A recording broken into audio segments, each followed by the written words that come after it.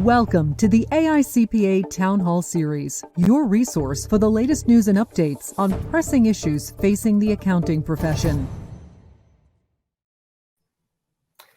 Good afternoon and welcome to the AICPA Town Hall. I'm Eric Auskerson, one of your hosts for today, and I'm here in our New York studio with Sue Coffey, who you all know is the CEO of Public Accounting for AICPA. It's great to be with you. Great to be here in the studio and in New York, Eric. Well, we've got a great show, Sue. We're going to be covering a lot. It's going to be a power hour. We're going to kick things off talking about what's happening in Washington, D.C. with Mark Peterson, hearing the latest on what's going on with the 118th Congress, plus a number of other developments. We're then going to have a technical update section with Carrie Hipsack, talk about some latest news from the IRS, so a lot of timely information. And then we're going to move into some, practice-based strategies and thinking about professional liability with our partners from Aon. And this is a regular occurring section that we have in the town hall. We had one earlier in 2022, and we're going to continue to have these practice-based tips to help you with risk management. And we're going to put a focus around the tax area as well and have a tax discussion, which Carl Peterson will be joining us for. And then, Sue, we're going to move into a discussion on human capital and the 8-point plan that you and your team have put so much work into. So let's kick things off and bring up Mark Peterson to talk about what's going on in DC. And Mark, the last time you were with us, I think the 13th vote was occurring for Kevin McCarthy. Clearly, he got elected. So what's going on now? Well, I'll tell you what. So it took 15. It took 15 rounds of votes, and actually for the Republicans to get a Speaker of the House. Again, haven't seen that for about 164 years. So it was a little unsettling, I have to tell you, Eric. But in the end, the process worked. But we look at what's going on, and it relates to other issues that we care about. And so, one of the things that was going on during all those votes was a negotiation with some of the holdouts that were looking for decentralizing some of the speaker's power and more ability to impact things like the budget and other rules related to,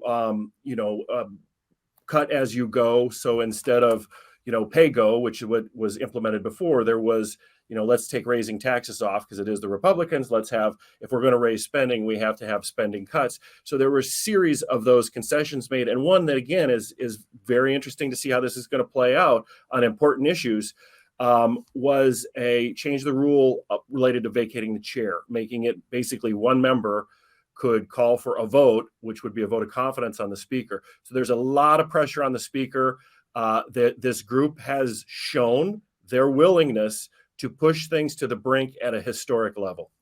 Well, Mark, one thing is, it took so long to get McCarthy approved, and all of a sudden it happened. But then in some ways, it seemed like they came together as they got the passage of the rules, and there seems to be a little bit of functioning going on. No, there is. And again, it was unsettling because we haven't seen this, again, in our lifetimes, Eric, but the rules are there for a reason. And, it's a representative government, and the members of Congress have the ability to utilize these rules in order to make sure that their voices are heard on behalf of their constituents. What I think is new is pushing it to the extent that they have. We've seen protest votes in both parties. There were protest votes against Speaker Pelosi. It never pushed it to, more than one ballot, but we've seen it before. And I think, again, what it represents is a willingness to really push the limits of the rules. So, Mark, already we've got our top topic here. This is front page news everywhere. We've talked about debt ceiling. I remember back in the 90s when you had Gingrich and Clinton talking about debt ceiling. It almost seems like it could get as bad as it did then. It's interesting. So basically, in 1974, it was put in place so that the legislative body would have a check on the executive body. They were concerned that there were the executive branch was able to spend money without the authority of the congressional leaders. So we have a statutory requirement that we have to raise the debt limit. 79 was the first time it happened. And then, to be honest, Eric, it became very matter of fact. I was on the Hill quite a while ago, but then actually it was done by voice vote. There was an assumption that the limit would get raised. And then it started to become a opportunity to push for initiatives because there were very few opportunities where you could get a negotiation. The 2011, we actually saw a deal. So there were votes held back related to raising the debt limit in order to get spending cuts. There was a negotiation and they did come to terms, but actually the rating agencies downgraded us because of the lack of bipartisanship and concern that they may not get a deal. And then I think the markets lost about 10%, rebounded, but about 10%. So, there is going to be an impact on this negotiation. Again, we don't know what would really happen on a default. Our currency is the reserve currency for the world. It could have an impact on the global economy. We could see higher interest rates. We just don't know. And that's why it's very scary. I do think that they will ultimately come together sometime between now and June. We hit the debt limit. If you want to go to the next slide, Eric, we hit the debt limit today. $31.3 trillion was hit today. But what the Secretary of Treasury has the ability to do is to use extraordinary measures, which sounds pretty fascinating. And it really is intergovernmental IOUs, is they withhold some of the money that's going into some of the federal pensions. They can utilize that for a period of time. We think until June, they have to negotiate this, but it's a moving target because it also depends on the revenues coming into government. So the negotiations have to occur now in order to get done by June, presuming that's when the extraordinary measures run out. But it's a moving target and it could happen more quickly than that. So this is going to take a lot of the oxygen out of the system. There's going to be a ton of focus on this. And it's also going to be really the first test of a negotiation between the Republicans and the Democrats and the Republicans in the White House. Wow. I mean, and $31 trillion. I mean, a huge number. And Mark, I know this is something that the profession has thought a lot about. And what we're seeing here, this isn't even the full obligation of right. The federal government. And why don't you share a little bit about that activity that's been underway for a number of years? And it may be something that we bring to the town hall. No, we really see a thought leadership role for the profession around fiscal responsibility. You have to be careful about getting drawn into the politics, raising taxes, cutting entitlements. How do policymakers decide it? But what we really focus on is the financial statement of the U.S. government. And we've got this initiative, Fiscal State of the Nation, where it actually would require, you're not going to believe, Eric, that this doesn't happen, but it would require basically what would look like a joint session of Congress where the Comptroller General would come in and go through the financial statements of the government so that policymakers would actually understand whatever policy they make, the impact on the financial statement. And it's an initiative we're going to keep pushing, and we're getting more and more interest in it. Okay. Well, Mark, a lot of other things happening related to the approval of the new IRS commissioner, as well as what's gone on with the announcement related to Yellen. Right. Well, Secretary Yellen's got her hands full with the debt limit, but she has been renominated, so she's going to stay in that position. I think for us, we know her, we've worked with her.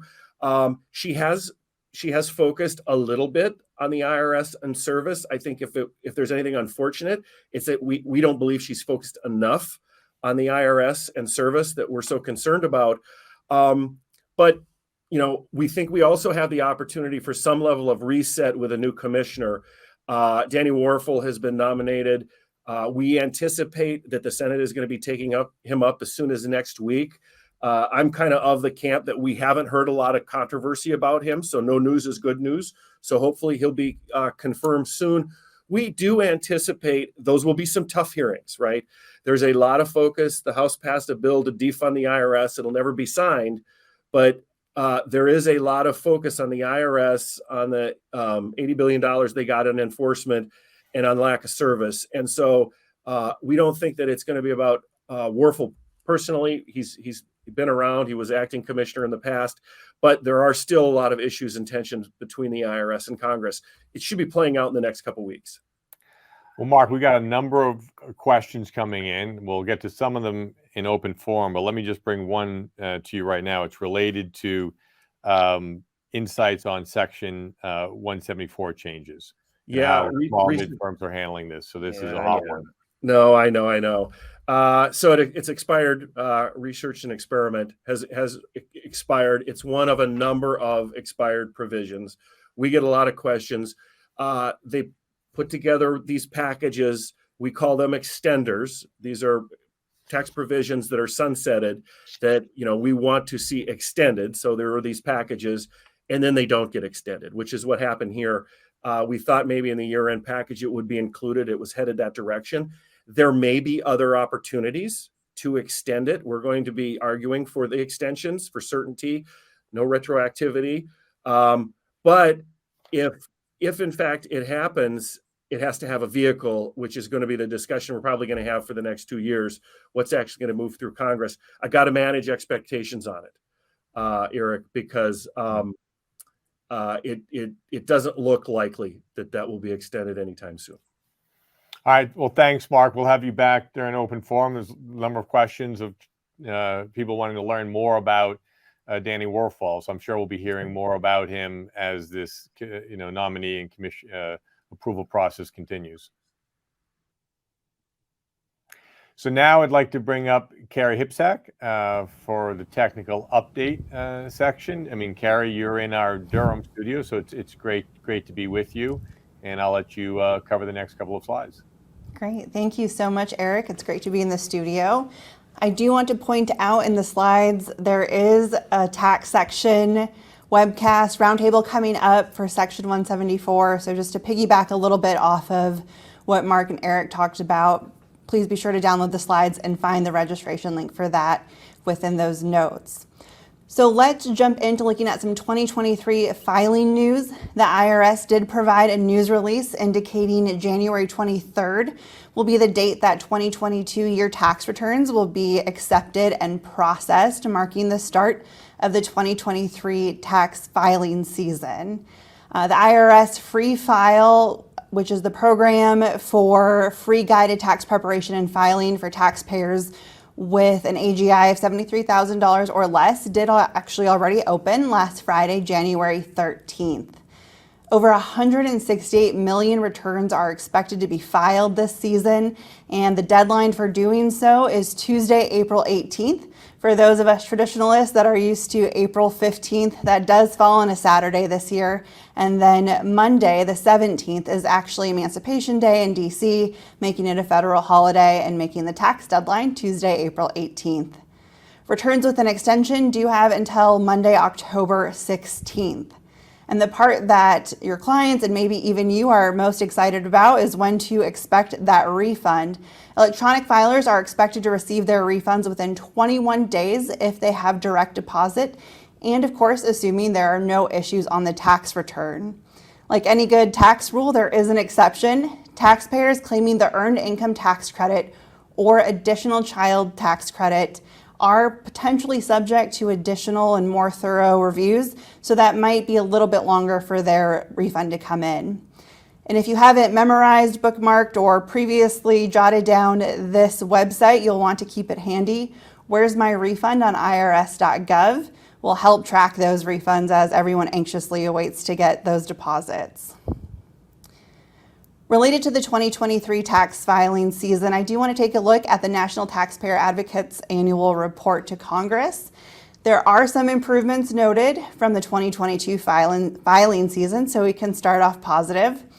The first is there is a substantial reduction in the backlog from 2022, where it started with 11.5 million and was down to 4 million by mid-December 2022, giving the IRS a little bit better starting position. Additionally, there was a funding increase from Congress, giving the IRS about $80 billion over the next 10 years to help improve their processes and systems. Finally, there are more workers to help carry the burden of the workload. However, There is some onboarding, obviously, with this and bringing on those new employees. So there may cause a little bit of a delay there and may not present immediate relief for tax preparers. The report also did highlight some of the continued areas for improvement, most notably one of the top topics on the AICPA town halls, which is phone service. If you're interested in digging more into those, you can click on the summary at this Journal of Accountancy article link here, or we have the link to the full report off to the right. And last but not least, I don't know what an AICPA town hall would be without a K2 or K3 update. In December, you all may remember that there were finalized instructions released for partnerships to report foreign income, which provided some relief for pass-through entities and their preparers. However, this relief did not extend to tiered partnerships. These entities do not qualify for the domestic filing exception, and the Form 1116 exception can be quite cumbersome. The hiccup with tiered partnerships in the 1116 exception is that their structure can make it a drawn-out exercise to track down investment details and ultimately find that end user. This was a very high-level review for purposes of today's town hall, so I just want to encourage anyone for which this may apply to go ahead and check out the K2, K3 resources with the link below. You see the screen off to the right. That's what it will look like when you click on that link. And then also the most recent podcast with April Walker, the Uncovering I'm stumbling over that word. But there's a K2, K3 podcast there with April Walker and some practitioners to better dive into the K2 and K3 updates regarding tiered partnerships. Well, Carrie, K2, K3 updates on the town hall, I think, have replaced our PPP updates. So absolutely. Thank you for those technical updates. Look forward to seeing you back in open forum. So now I'd like to bring up Stan Sterna, Sarah Ferentz, and Carl Peterson. And as I said in the opening, this really is a very practical based section that we're going to be, covering now with the Aon and CNA leadership. And it's all also related to professional liability. So here's what we're trying to cover with this series. We already did engagement letters, and that was back on August 4th. And we have a link to that portion of that update. A lot of good information covered. Our next slide kind of shares some of the highlights. And today we're going to be discussing client and engagement acceptance and continuance. So welcome, Carl. I'm going to let you moderate this section. Great. Thanks, Eric. I appreciate it. That just want to maybe point out, it's great to have two subject matter experts on the panel with me today. Just to remind, Sarah's a CPA who actually has public accounting background, and Stan is an attorney who used to help CPA firms defend claims. And they both currently provide risk management advice to CPA firms that are on the AICPA member insurance program, helping firms manage professional liability risk to hopefully avoid or better defend a claim or dispute. So I'm happy to be here with both of you guys. Welcome. Thank you so much for having us back. Thank you, Carl. Absolutely. So Stan, let's just jump right in there. Let's talk about acceptance first. What are some of the areas that firms should consider when they evaluate a new client opportunity? Well, I mean, at the outset, Carl, I'd like to say that it's a critical new client acceptance evaluation is a critical phase in practice management. It shouldn't be taken lightly.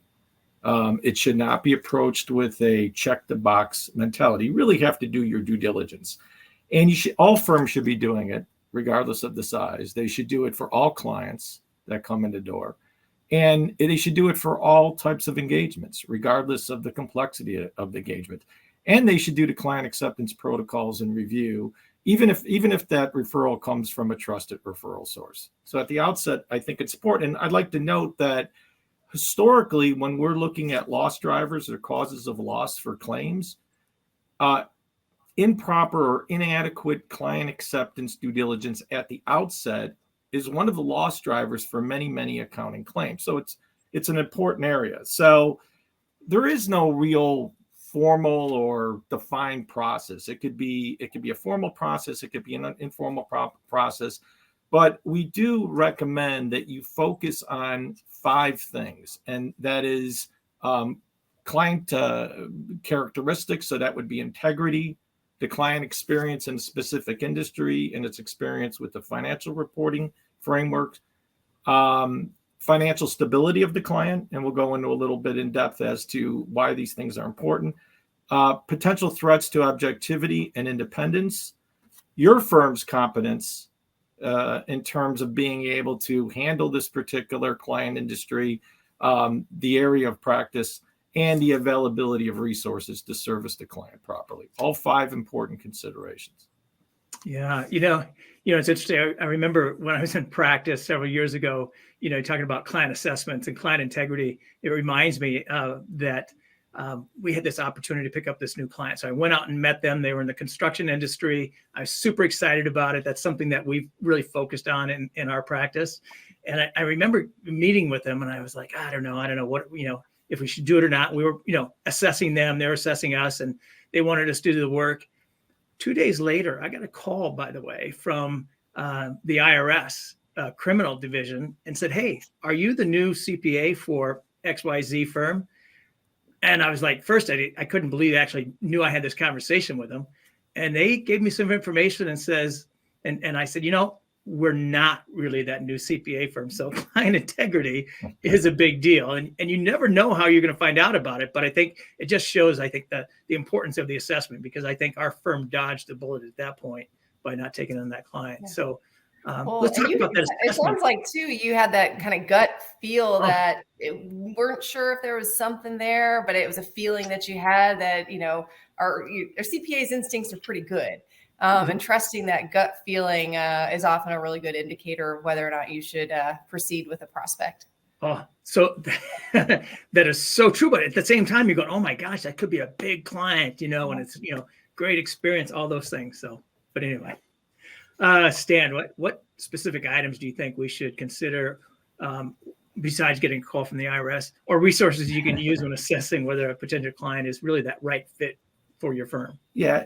Just to underscore what you said, Carl and Sarah, you really can't work for a client that you don't trust, or you feel like there's some trustworthiness issues. Those type, or ignores, or there's disdain for internal controls, clients that won't comply with the responsibilities in the engagement letter. So integrity is, very much a fundamental part of client acceptance. So some of the things that we suggest is obviously talk to your referral source, and you might talk to the referral source, and you might find out that CPA firm is one of a series of CPA firms that declined the engagement, and that could be a red flag as to whether or not they're CPA shopping. Talk to the prior CPA, reach out to them. Find out if there's issues with regarding to fee collection, or if this individual regularly disagrees with the instructions provided, or doesn't provide timely information, or just simply is a problem client, somebody that's always complaining about the services. Another thing is to make sure that you understand that when somebody has fee collection issues, it's important to note that what happens usually is sometimes clients will allege a service dispute, an exaggerated service issue, in order to avoid fees. And not only are they trying to cheat you out of money, but also it's the potential to set up a claim against you if you pursue those claims. Other individuals that are in financial distress, and I've had claims that I've dealt with through the years, Carl, where they make unreasonable demands. And unreasonable demands upon the CPA, maybe to skirt the law, regulations, professional standards, things of that nature. And they use the possibility of payment as almost a carrot to entice CPAs to doing something that maybe, at first glance, they wouldn't normally do. So that's important. As I noted, consider your referral source. You know, is this a trusted referral source? Is just one in a series of accounting firms that decline the engagement? In terms of financial distress, you know, you want to take a look at prior tax returns, financial statements, credit history, things of that nature. One thing that many firms do is they'll conduct a background check on a potential new client. And I know that's not realistic in all situations. So I would not underestimate the value of just a simple internet check. Yeah. For years, when I defended accounting claims, the first thing I did when a file crossed my desk was I would just do a Google search on that particular claimant or plaintiff. And you'd be surprised of the things that you'd learn. You'll learn about litigation history. You'll learn about maybe past bankruptcies. You'll learn about licensing issues. And there'll just be other newsworthy events that maybe will affect your ultimate decision as to taking on the client. So these are some of the number of things that you should do when you're reviewing whether or not this is a prospect you want to take in the firm. Yeah, I think, you know, during tax season, it's tough because you're so busy and you have all these opportunities. For other firms are, you know, they have capacity issues. They pass maybe referrals on to your firm, but at the same time, you have to do some sort of due diligence, and maybe that Google search is at least kind of a minimum. But you know, to really go through, establish a probably a more formal process, and don't necessarily put that aside during the busy season, and stay true to the process that you have in place for client acceptance. Right. And all firms of all sizes kind of have some sort of process already, even if it's not written down, even if there's not specific steps, there's usually some evaluation that goes through, that people go through in their minds. And kind of the internet search is one of those, you know, head smacking ones if it's not done. And there's information out there that if it comes to light in a claim, you're just going to feel silly for overlooking it. We had one firm that was providing tax advice to a client, and the client asked them to also provide some investment advice and was engaged to do so. And the CPA took some, you know, chunk of the client's money and invested it in an investment that had been referred to the CPA by another client. And lo and behold, that investment that turned out to be a fraudulent investment, and the client lost their money, blamed the CPA for bad investment advice.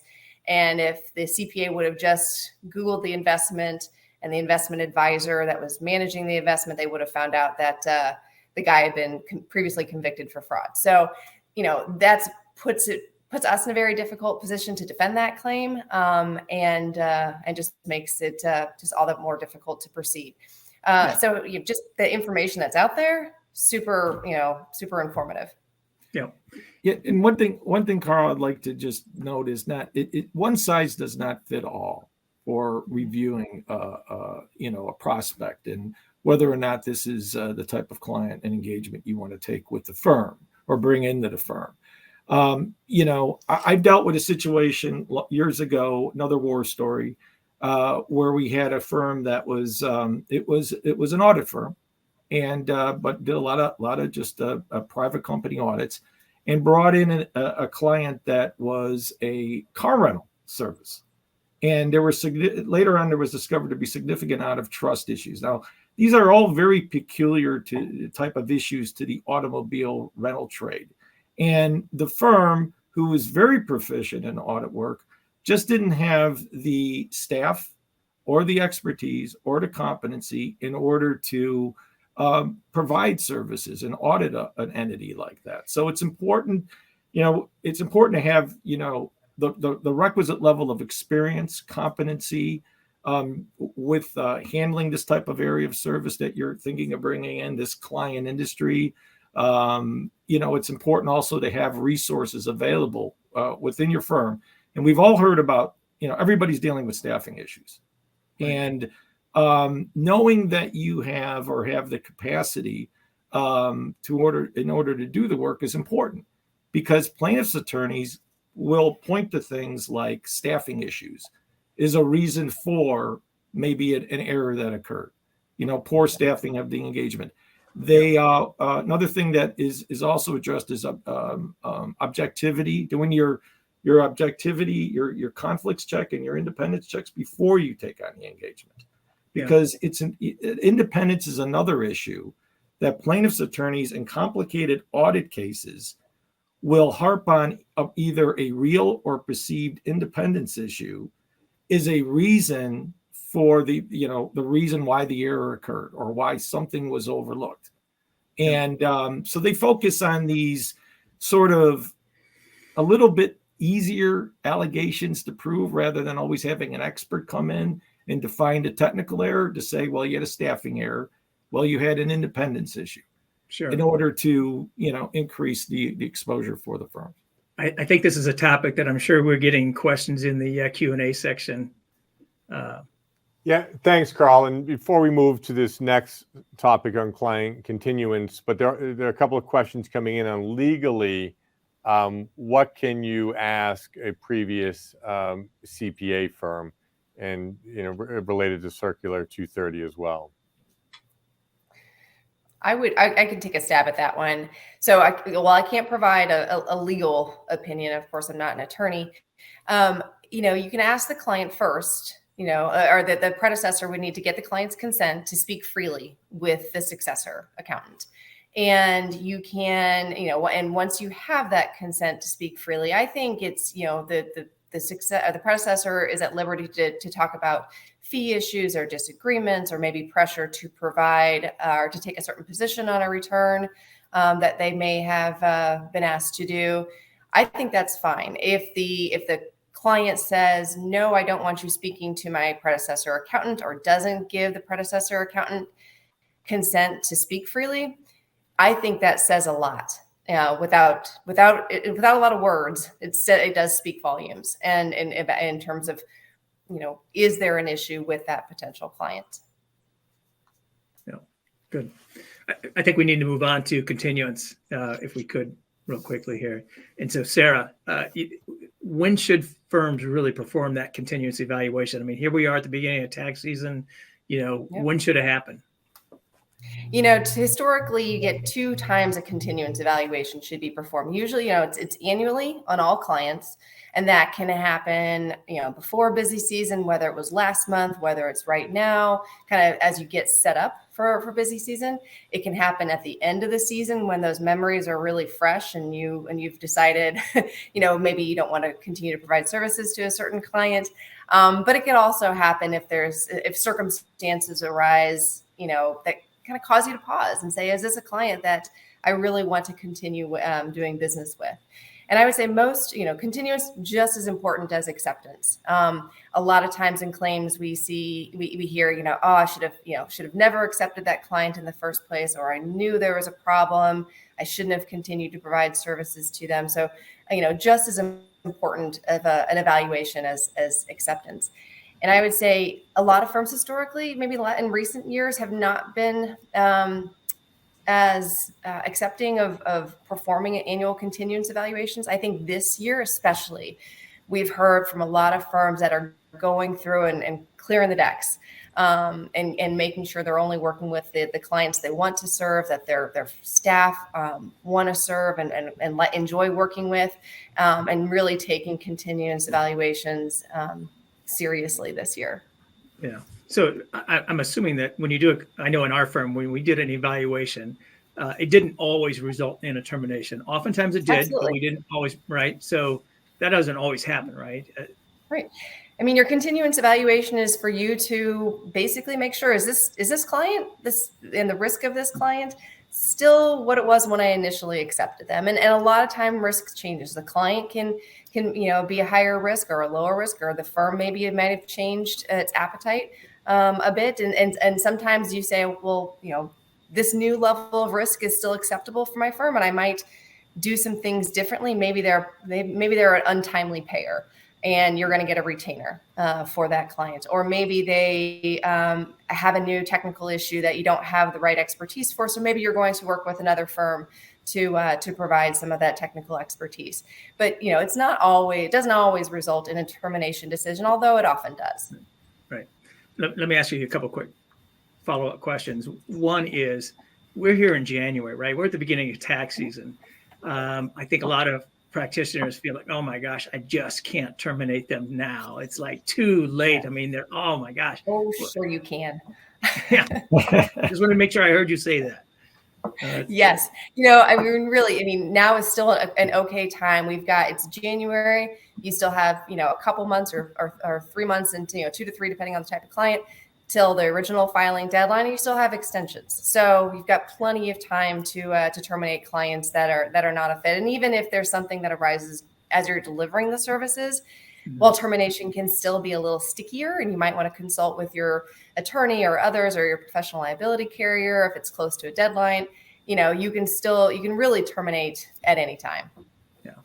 I know we have a slide up on considerations and what to include in a termination letter and that sort of thing. One of the questions I get, and I've had that even this week already, is that do you give it a reason when you terminate? I mean, I know we struggled with that when we would send out the letter. Sometimes we're like, man, we're going to get rid of them. I know we're going to get rid of them. Oh, now what do I really say? I don't think I want to say that. So yeah. What are your thoughts on giving reasons? I think it depends on why if you're just doing an annual kind of evaluation and getting rid of clients that are no longer a fit. I think you can use a generic kind of benign reason and say, we perform an annual assessment and sometimes we have to make difficult decisions. And unfortunately, we're not going to be able to continue to provide services to you.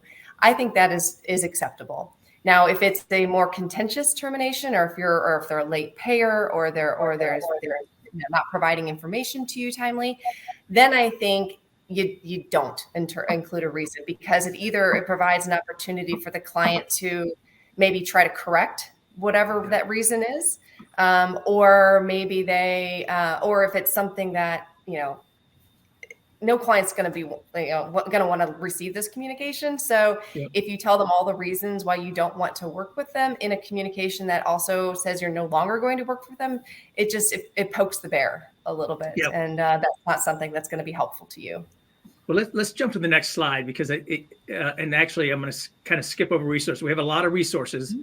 And so let's go ahead and go to resources really quick. But I want you two to stay on with me as we go into just some things that have come up in my experience, and also in talking with firms recently. This tax prep considerations, things that happen today that firms are dealing with. You've sent out the organizer with an engagement letter, which is what we did, just like everybody else does. We used to send it by paper, then we send it by portal and email or electronically in some fashion. Oftentimes the client would send the data back, and along with that engagement letter, but the engagement letter wasn't signed. Sometimes they'd send the data back and without the engagement letter. So, we would look at that and just say, well, okay, God dang, do we follow up? Do we get it? If it's a long-term client, we go, well, hey, we've always been doing it. They gave us the data. That must mean they want us to do it. So let's just keep going forward. Is that a good idea? I think if they don't return, if you sent them an engagement letter to be signed and they don't return it, the client could then later argue that they didn't agree with the terms and that's why they didn't sign it. It may be an oversight on their part, but they could also spin it a different way. So I think if you're gonna send an engagement letter and ask for the client's signature, you get the client's signature, and maybe you empower others within your firm to kind of be the hall monitor and not release a return for filing until you get that signed engagement letter back. Yeah, and just to elaborate what Sarah said, I mean, a good engagement letter, Carl, that just doesn't have the scope of what you're going to do. There's, we recommend terms and conditions to help limit exposure, whether that's putting a cap on damages or, designating venue, things of that nature. And by just going forward thinking the engagement has been agreed to and all the terms of the draft engagement letter you sent has been agreed to by the party because you received, some information back so that you can prepare tax work. That doesn't necessarily mean that you're not creating an issue of fact later on for them for the client to say, well, I didn't agree to that, or I didn't agree to that. And, right. The optimum thing is to get a signed engagement letter. For me as a defense counsel, who have previously defending these types of cases, I would really love to have some written documentation of the meeting of the minds as to what the scope of the engagement was, the responsibilities of the parties, the deliverables, and things of that nature. Yeah. we're going to get the hook here in a second. We've got to move this on. If I could ask a real quick question, though, because this is something that came up, and I know members are dealing with it right now, with a quick answer. And we talked about this the other day. Outsourcing and offshoring, maybe offshoring in particular. Firms are utilizing that to meet capacity and be able to address the client needs and keep moving on. But I think firms are concerned about or unsure about what they should be including in the engagement letter. Can you just give a quick answer on the requirement for disclosure and that sort of thing?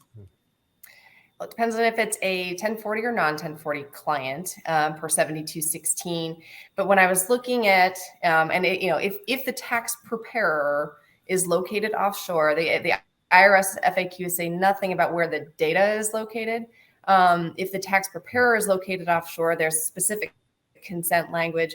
AICPA has fantastic sample consent resources for 7216. I just Google AICPA 7216 whenever I need to access them. And that's what I would suggest you use to get that consent. But it's such a common thing to use offshore providers now. I don't think CPAs should be concerned about what a client might think. Right. Thank you so much. Yeah, and I would suggest, Carl, just including consent regardless of whether it's a tax engagement or any other type of engagement. Certainly doesn't hurt. Yeah, very good. Thank you so much. Well, Carl, Stan, and Sarah, thank you. I mean, Carl, we didn't note this, but this is, Carl's Corner plus these practical-based, risk management practices that you can put in place. So there's a lot of experience from Aon and CNA here. So thank you. We look forward to having you back in a couple of months, and talking about communication with clients. And Carl, I know you're now going to close things out with Sue Coffey here on a very, very important topic, human capital, and the many activities underway, Sue. Yeah. No, I'm excited to do this. Sue, and we've had a lot of conversations on your team, our teams, about capacity, about the pipeline. So I'm excited to have this conversation, and I know you're deeply involved in the pipeline conversation. So maybe we can talk about some of the underlying trends that are impacting the pipeline. If we can have the slide advanced one. Yeah, one more. Yeah, that one's great. Yeah. So I guess, Carl, I know you and I have talked significantly about the pressure our members are under related to talent acquisition. And it is not unique to our profession. All professions are experiencing it, but it doesn't make it any less acute or painful for our members. And we've talked about this before, but the shortage is driven by a number of things that are beyond our control, but some that are within our control. For example, declining birth rates, immigration policy, or a lack of an immigration policy are things we really can't control. Or are fewer people going to college for a variety of reasons, whether it's cost or the value proposition or changing or shifting values of the younger generation. Again, those are impacting all professions, not just ours. But there are contributing factors like the type of work we do, and some of the work we do at the entry level is not as exciting as the work as you get further into your career.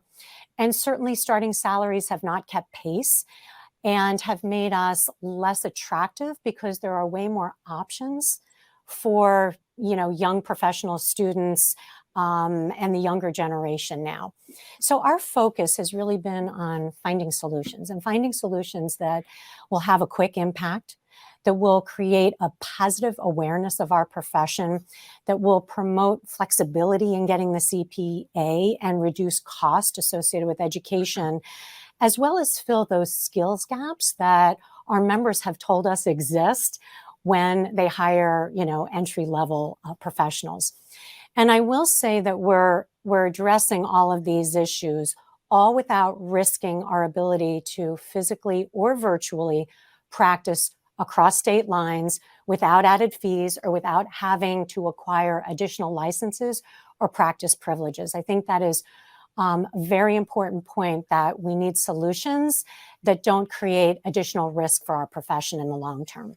Yeah, I think that maybe we can move on to that 8-point plan that we've been talking about, that you've been developing across the organization and addressing the pipeline issues. And I'm super excited about it. I've talked with some firms about a couple of these things, and everybody's like, oh my gosh.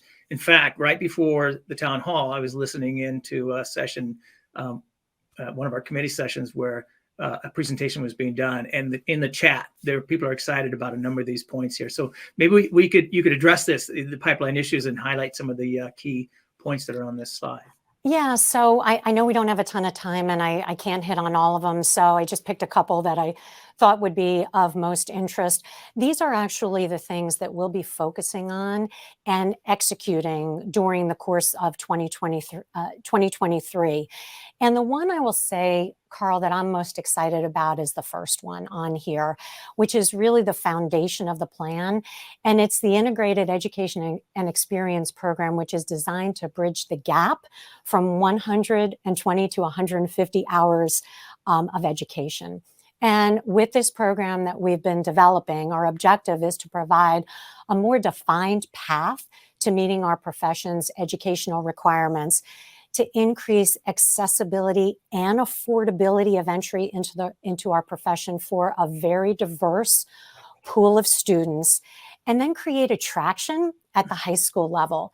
And so the way it would work is that students would graduate from college with a bachelor's degree, and they'd immediately join a firm as a first-year associate, not as an intern.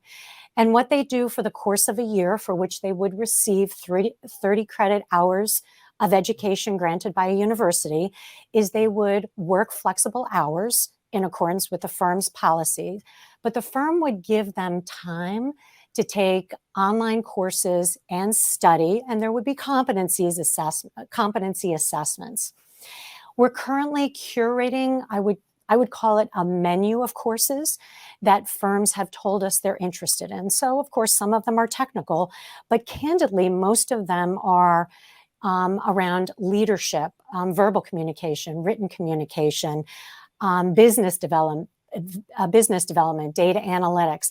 So those skills that firms have told us, when students graduate and they come to work at the firm, they don't necessarily have a lot of.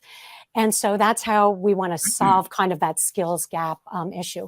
So our plan is to pilot this program in the fall of 2023. And of course, we'll learn from it and we'll modify the program and have a more broader release in 2024.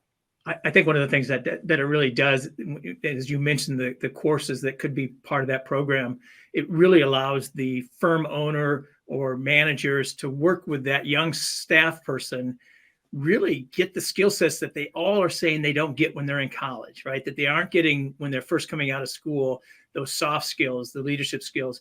And those are the things that I think are exciting about the profession to begin with. So I think it's a great plan. Yeah. That's right, Carl. And there were really three principles. There were many principles we were working under in designing it, but the top three were that it had to be cost effective for the student. Okay. And that's, we need to drive the cost of that piece of the education down. The second is that there needs to be academic rigor so that it counts for university credit. And the third is that it needs to be scalable for firms of all size. And that gets to your last point, where the student and the firm essentially, or really the employee at this point, and the firm work together to identify those skills that the individual needs, but also that the firm wants as well. Yeah. So I'm really excited about it. Yeah, it's pretty cool. And the integration then of that communication just within the firm itself with that staff person is tremendous. And probably maybe that leads towards the point number 3, which I've heard recently too, is a concern of firms of all sizes when they have that staff person maybe miss out on that 18-month window. So I didn't know if you have any comments on that. Yeah, I mean, that is by far the one that I hear the most about after, the 120, 150 hours. And we need to change it. I mean, as you said, like life happens, work happens. Things are different from when, we first computerized the exam, which is where the 18 months came from. So we've actually got a pilot right now to extend the testing window as part of the new exam that we'll be launching in 2024. And we've been talking with the National Association of State Boards of Accountancy and the state boards themselves about a permanent extension to increase that 18-month window within which the individual needs to complete all 4 parts of the exam. So more to come on that one. Yeah, I think firms and students are happy to hear that. But I also know that Mark has some thoughts and concerns about everything related to this. Yeah, well, it's just I really want to emphasize one of the points that Sue made early in one when the development of this plan was put together. It was navigating some of the risks, and one of the risks is our ability to practice across state lines. The profession has a beautiful map that's all the same, basically, except for Hawaii, all the same color. So we are able to enjoy practicing across state lines without extra licenses. If in fact this was attacked in a different way, we could lose that. That would go back to a patchwork of states where practitioners would have to have multiple licenses. The other thing I would add to that is one of our arguments in protecting the license against the forces that are trying to reform professional licensing is the fact that we do have mobility and it does not hinder competitiveness. So the way that this has been developed actually hedges those risks and is incredibly important for the ability of practitioners to work across state lines. And again, I want to emphasize one of the words that Sue used, both live and virtually. Virtually. Big deal. Yeah. Hey, Sue and Mark and Carl, a bunch of questions coming in, no surprise. First, a clarifying question. Just on item 1 here, this 30 hours, quite a few questions. Does that have to be with a university? Can work count? And I know you, so maybe just kind of review it one more time so everyone can fully understand it. So academic rigor is really important. So the coursework, there needs to be coursework associated with it, and the courses need to be integrated into the work in order for it to count for credit, essentially, and show up on a transcript as courses. So that's a really important element to the program. So it's a college transcript of 30 hours Exactly. which will be required here, Yeah. but it's like a modernized approach. The other question that's coming in, and you and Mark both kind of alluded to it, but maybe just to take it more head on, is just the 150 hours. A lot of people saying, why do we need 150 hours? Well, Mark just rigor. answered it. So we are a profession, and like all professions have hurdles. And just like doctors and lawyers and engineers and architects, ours are around education, examination, and experience. And we think the 150 hours is important. There's certainly risk, as Mark said, to turning back the 150 hours, but it doesn't mean that we can't skin the cat a different way, which is the direction we're going in and creating this program that really blends, the work, the physical work, as well as the coursework into a program that really bridges the individual from 120 to 150. Well, thank you to the town hall community for this input in the questions that we're receiving. We leverage those. I think we've got a couple more topics here, and then we're going to move into open forum. Yeah, I mean, if I just could mention, because I know, Eric, you've talked about firm business models, Lisa Simpson has, and we've had a number of presenters on the town halls talk about the fact that successful business models are critical to attract and retain talent, and the need to have your business model clearly defined, the discipline to stick to that strategy, and the skills needed to execute, I think are just super important. And Carl, I guess we lost Carl here. I know Carl has been a real advocate of this as well. The PCPS is developing resources that will help you challenge how you operate and help you understand what elements of the business model are holding you back, or that will create a need for you to adapt your business model. So look for that in 2023, and we'll have a town hall sessions on that as well. And then on the next slide, we just have some additional resources to help you currently navigate until those PCP resources are developed. If I can make a quick comment, I'll tell you that it's not only the new firms that are starting out that have a unique and successful, cool business model. There are some legacy firms now, as I go around the country meeting with people, there's some legacy firms been around a long time that have decided to blow up their business model and with great success in achieving talent retention, recruitment, all these things that we need to move forward. And so anyway, it's something we all need to do. Yeah, and talent retention, it's all about culture and the type of client, the type of work, leadership opportunities, flexibility, and firms are really looking hard at how they do that in order to be, a great employer. And I'll just, we talked about this a little on the last two town halls. We were at Digital CPA, over 1,000 attendees there. And the firms there that have advanced their, business models as well as their technology strategies, they do feel like they're able to retain and recruit the talent in an effective manner. Yeah. And there was not as many talent discussions there as you have sometimes at other events. Mm-hmm. So the business model is an element of addressing the whole talent question. No question No about question. it. Yeah. So we only got Carl. You're gonna continue on an open forum here. I want to bring Mark back up, and the other Stan and Sarah and Carrie. We only have we have limited time here. We've covered a lot. We've had seven presenters today. And Mark, I just want to give you an opportunity to another follow-up on, the 174 R&D issue, and just, some comments saying, does the AICPA realize how significant an issue this is? And I know you and your team are working hard on it, so maybe just a little bit more on what we're doing from an advocacy standpoint related to this. No, we are 100% focused on it. We understand what a big deal it is. We pushed hard at the year-end deal. The issue is having a viable vehicle that can make it to the president's desk. We pulled all stops utilizing our grassroots as well. It's just an incredible hurdle in order to get over. We were going to continue that. There may be some opportunities. The debt limit could be an opportunity. There may be some other, 199K. We've got a year to get that fixed before it snaps back. So there are some ways that we may be able to find a package. But everybody should feel that we are working hard, Eric. We're very focused on it. The tax team is they're working. And they will hear about that, because this will be a topic that we continue to talk about in the town halls. So thanks to all of you. Let me just cover a couple of closing slides here with our community. So first off, in summary, this is for you to leverage. A lot covered today.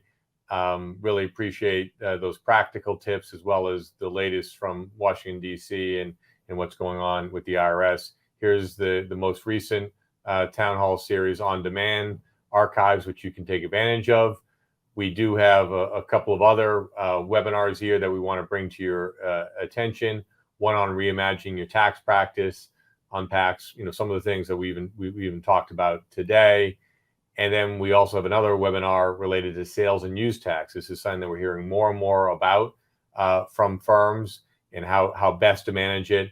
There are a lot of capabilities out there that you can leverage. You can learn about that on this free CPA webinar.